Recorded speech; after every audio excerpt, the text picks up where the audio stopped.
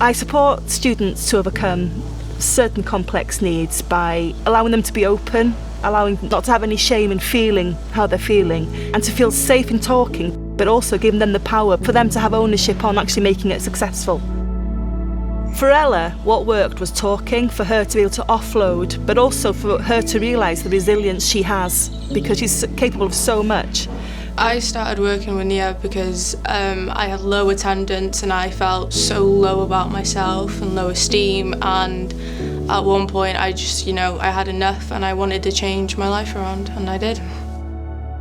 I woke up one morning and I was like, I'm tired of living in this headset. I need to change it because I want to do something with my life, and I'm young and I should be able to just get on with my life and have fun, but I can't do that unless I sort it out.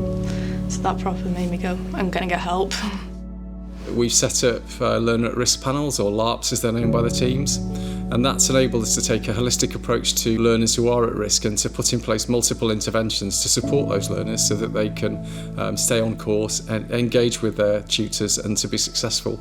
How TRAC works, and for it to be successful, is having a person-centred plan of action. So it's getting to know the young person and getting to know what they want and what will help them succeed.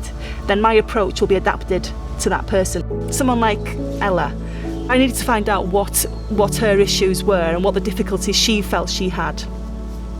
And in time she's able to open up about the varying factors around college work, but also a home life.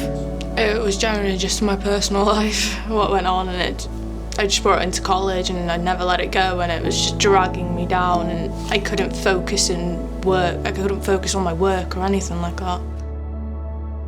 It was her home life and the way that she looked at things that was affecting her being able to concentrate in college. But she could only do that by feeling comfortable with me, and then by knowing that, I could then put a plan in place. What worked for her was actually having someone believing in her and saying, actually, that's going really well, or that isn't going really well, that isn't helping you. Have you considered this way of working?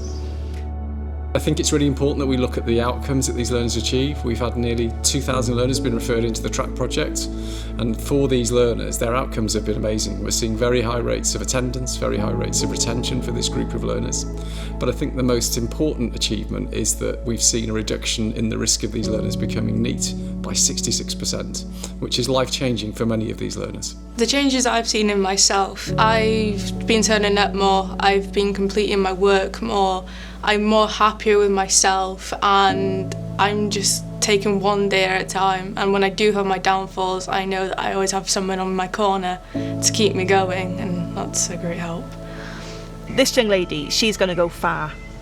I have no doubt about that. But I'm glad that I've been able to help her on her journey, for her to have that self-belief, because that's what it's all about. The Young Mind survey showed that 80% of learners have told us that their mental health has worsened through the pandemic. The key message for us there is that without TRAC, we would have seen an increase in the number of NEET learners across North Wales.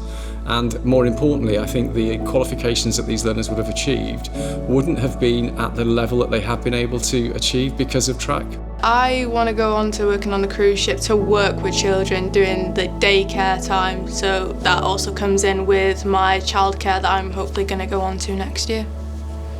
My job is about making them realise they have that potential, because young people are so resilient. And that's what TRAC has done. I think that's the beauty of TRAC and why it works. What advice would you give to young people about TRAC?